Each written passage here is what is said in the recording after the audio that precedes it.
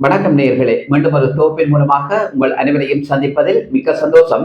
இன்றைக்கு மிக முக்கியமான ஒரு செய்தி தொடர்பாகத்தான் பார்க்க போகிறோம். இந்த அரசாங்கம் தொடர்பாக பல்வேறு விதமான சர்ச்சைகளும் எழுந்து கொண்டிருக்கிறது, விமர்சனங்களும் வெளிவந்து கொண்டிருப்பதை அவதானிக்கக்கூடியதாக இருக்கிறது. அதே நேரத்தில் தான் தேசிய மக்கள் சக்தி கட்சியினர் நேற்றைய தினம் வெளியிட்ட அந்த பாடலிலே விடுதலை புலிகளின் தலைவர் வேலுப்பிள்ளை பிரபாகரன் அவர்களுக்கு வல்வெட்டித்துறையிலே வெண்கல சிலை வைக்க போவதாகவும், அதே நேரத்திலே வல்வெட்டித்துறை இறங்குதுறைக்கு விடுதலை புலிகளின் தலைவர் வேலுப்பிள்ளை பிரபாகரன் அவர்களுடைய தாய் தந்தையருடைய பெயரை சூட்ட போவதாக கூட அந்த தகவல் இன்றைக்கு பேசு பொருளாக மாறி இருக்கிறது. இது எந்த வகையிலே நியாயமானது அல்லது இது சோடிக்கப்பட்ட விடயமா என்றெல்லாம் இன்றைக்கு பலர் மத்தியிலே ஒரு ஐயத்தை ஏற்படுத்தி இருக்கிறது. பொதுவாக இந்த அரசாங்கத்தை பொறுத்தவரை, இந்த அரசாங்கம் இல்ல எந்த அரசாங்கமாக இருந்தாலும் அவர்கள் பயங்கரவாதி என பட்டம் சூட்டிய அல்லது ஒரு இனத்துக்காக போராடிய அந்த இனத்தினுடைய தலைவர் என்று சொல்லப்படுகின்றவருடைய பெயரை உச்சரிப்பதற்கோ அல்லது அவருக்கான சிலையை வைப்பதற்கோ அந்த அரசாங்கங்கள் அல்லது இந்த சிங்கள ஆட்சியாளர்கள் தயாரா என்கின்ற ஒரு கேள்வியும் இந்த இடத்திலே எழுகிறது. அதே நேரத்தில் தான் இன்றைக்கு MK சிவாஜிலிங்கம் அவர்கள் ஒரு கேள்வியை தொடுத்திருக்கிறார். விடுதலை புலிகளின் தலைவர் வேலுப்பிள்ளை பிரபாகரனுக்கு வெண்கல சிலை வைப்பதாக இருந்தாலும் சரி, அந்த இறங்குதுறைக்கு அவருடைய தாய் தந்தையருடைய பெயரை சூட்டுவதாக இருந்தாலும் சரி, அதனை இந்த அரசாங்கம் வெளிப்படையாக அறிவிக்க வேண்டும். இந்த அரசாங்கத்தினுடைய முக்கிய அமைச்சராக இருக்கின்ற கடற்றொழில் அமைச்சர் ராமலிங்கம் சந்திரசேகரன் யாழ்ப்பாணத்திலே இருக்கிறார்.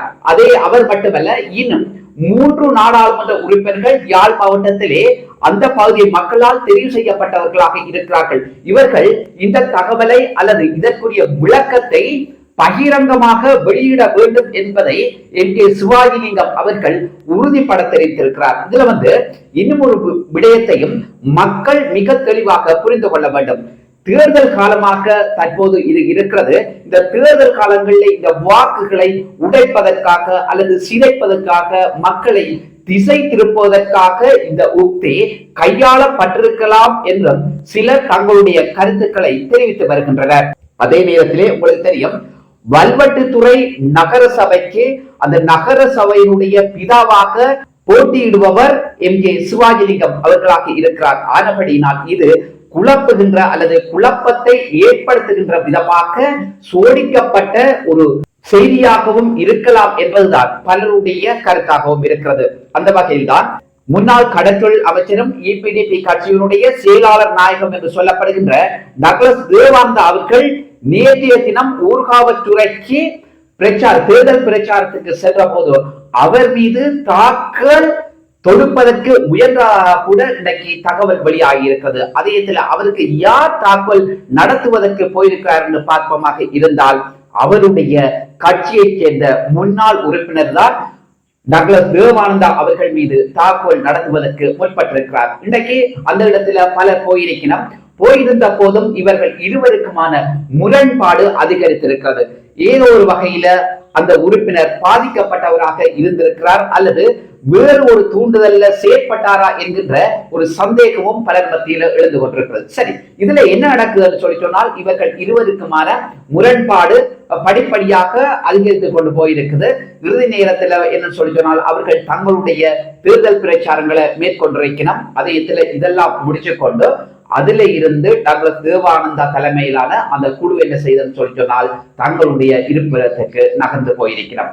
அதுக்கு பிறகு என்ன நடக்குன்னு சொன்னால் அந்த டக்ளஸ் தேவானந்தாவுடன் முரண்பட்ட அந்த நபருடைய வீட்டுக்கு ஒரு வாகனத்துல வந்த சிலர் அவர் மீது சரமாரியான தாக்குதலை மேற்கொண்டதால அவர் கடுமையான காயங்களுக்கு உள்ளாக்கப்படுறார். உடனடியாக ஊர்காவல்துறை மருத்துவமனைக்கு அவர் அனுமதிக்கப்படுறார். அதே நேரத்துல மேலதிக சிகிச்சைக்காக ஊர்காவல்துறை மருத்துவமனையில உண்மையிலே போதிய அளவு மருத்துவ வசதிகள் இல்ல, இருந்த போதும் மேலதிக சிகிச்சைக்காக அவர் யாழ் போதரா மருத்துவமனைக்கு அனுமதிக்கப்பட்டிருக்கிறார். அவருக்கான மருத்துவ பணிகள் தற்போது மேற்கொள்ளப்பட்டு வருகிறது. இந்த தாக்கல் தொடர்பை அவருக்கான தாக்குதலை யார் தொடுத்தார்கள், எவர் தொடுத்தார்கள் என்கின்ற சந்தேகம் இன்றைக்கு பலர் மத்தியில் எழுந்து கொண்டிருக்கிறது. இன்றைக்கு முகல் நூல் வாயிலாக டக்ளஸ் தேவானந்தா தரப்பினர் தான் அவர் மீது தாக்குதல் நடத்தியதாக பலர் குற்றம் சுமத்துவதையும் அவதானிக்கக்கூடியதாக, பார்க்கக்கூடியதாக, அறியக்கூடியதாக இருக்கிறது.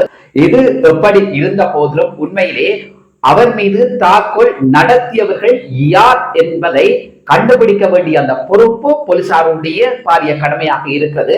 மேலதிக விசாரணைகளை போலீசார் மேற்கொண்டு வருகிறார்கள். சரி, இது ஒரு விஷயம். இன்னொரு விஷயம் என்று சொல்லி சொன்னால், இன்னைக்கு அனுர அரசாங்கம் ஊழலை ஒழிப்பதாக கூட சொல்லி வருகிறது. இந்த நாட்டிலே ஊழலை நாங்கள் முற்றுமுழுதாக ஒழிப்போம், ஊழல்வாதிகளுக்கு இந்த நாட்டிலே இடமில்லை என்ற ஒரு செய்தியை அனுர அரசாங்கம் வெளிப்படையாக அறிவித்து வருகிறது. ஆனால் அந்த அரசாங்கம் தான் இன்னைக்கு ஊழல் மோசல்ல ஈடுபட்டு வருகிறது என்று சொல்றார். யாருன்னு சொல்லி சொன்னால் முஜிபுர் ரகுமான் என்ன சொல்றாரு என்று சொல்லி சொன்னால், இன்னைக்கு இறங்குதுறையில, கொழும்பு இறங்குதுறையில பல கொள்கலங்கள், அன்னளவாக 323 கொள்கலங்கள் திறக்கப்படாத நிலையில இருக்குது. ஆகவே இந்த கொள்கலங்கள் ஏன் திறக்கப்படாமல் இருக்குது, இந்த கொள்கலங்கள் திறக்கப்பட வேண்டும் என்கிற தகவல் ஜனாதிபதிக்கும் அறிவிக்கப்பட்டிருக்கிறது. இருந்த போதிலும் அந்த கொள்கலங்கள் திறக்கப்பட்டதாக இல்லை.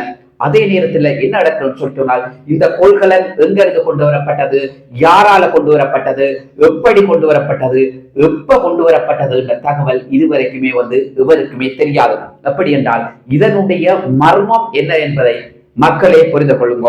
அடுத்ததாக என்ன நடக்கும் சொன்னால், இந்த 323 கொள்கலன்களும் துறைமுகத்திலிருந்து மாயமாக காணாமலாக்கப்படுது. அப்படி என்றால் இந்த கொள்கலன்களை யார் கொண்டு சென்றார்கள், அந்த இடத்திலே இருக்கின்ற அதிகாரிகள் எதனை பார்த்தார்கள், இந்த பாதுகாவலர்கள் என்ன செய்தார்கள்?